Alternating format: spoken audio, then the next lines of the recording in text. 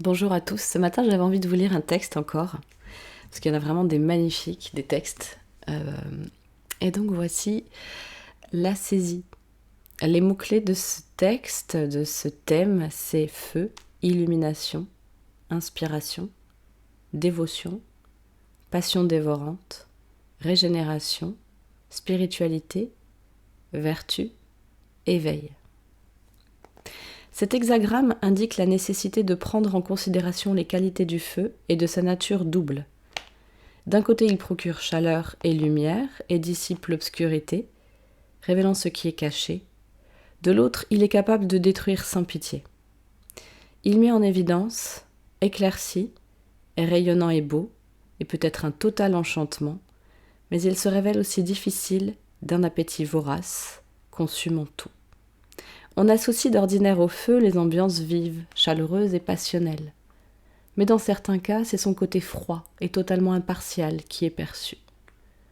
Dans son habileté manifeste à fasciner tout en brûlant, il est dangereux au point de détruire ce qu'il consume et qui a été attiré par lui, tel un papillon par la flamme d'une bougie. Et comme ce papillon, hypnotisé, nous, les humains, nous mettons nos vies en jeu pour participer, ne serait-ce qu'un instant, à un moment de gloire. Si la passion est assez forte, nous nous battrons agressivement pour défendre nos croyances, malgré les ravages que celles-ci peuvent provoquer. Maîtriser la puissante qualité transformatrice du feu exige de la maturité, et celle-ci ne s'acquiert pas en un jour. Elle se développe par petites étapes mûrement réfléchies qui nécessitent parfois de se brûler. Un tempérament fougueux consiste à foncer d'abord et à se préoccuper ensuite des conséquences, mais il serait puéril de blâmer le destin pour ce qui nous arrive, alors que nous agissons de manière impulsive.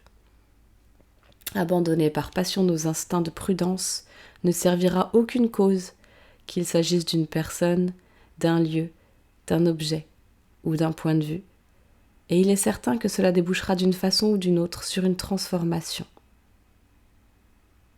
Nous laisser aller à une passion dévorante garantit pratiquement à coup sûr que nous ressortirons de cette expérience irrévocablement différents de ce que nous étions auparavant. À partir du moment où un désir est suffisamment fort et il nous paraît impossible de nous en écarter, nous avons déjà fait les premiers pas dans le feu. Pire même, si nous le pouvions, nous ne ferions pas marche arrière. Dans certains cas, refouler une fascination peut être terriblement troublant. Aveuglés par l'éclat de ce qui semble être notre destin, nous risquons de nous précipiter la tête la première dans le danger, entraînés par un désir ardent inexplicable, et de nous réveiller plus tard hébétés et affolés. Mais avec de la présence d'esprit, nous pouvons reconnaître la valeur inestimable de ces expériences, car elles nous aident à clarifier nos actes et nos motivations. Cette prise de conscience permet d'apprécier le processus de régénération et non pas de seulement le subir. Si vous avez l'impression d'être en ce moment au milieu d'un brasier, respectez sa capacité purificatrice et curative qu'il manifeste en réduisant en cendres tout ce qui est, dans votre vie, devenu étranger et pesant. Cela vous aidera à apprécier ce qui se passe au lieu d'y résister. Souvenez-vous également que la vie n'est pas là pour vous détruire, mais œuvre continuellement à votre évolution et, à terme, à votre épanouissement personnel. Lorsque cette période sera révolue, vous respecterez et apprécierez de façon nouvelle les choses simples de la vie.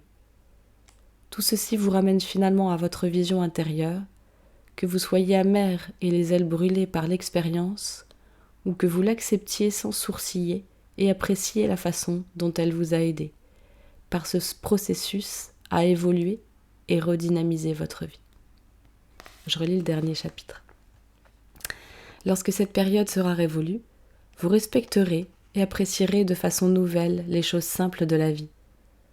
Tout ceci vous ramène finalement à votre vision intérieure, que vous soyez amer et les ailes brûlées par l'expérience, ou que vous l'acceptiez sans sourciller et apprécier la façon dont elle vous a aidé, par ce processus, à évoluer et à redynamiser votre vie.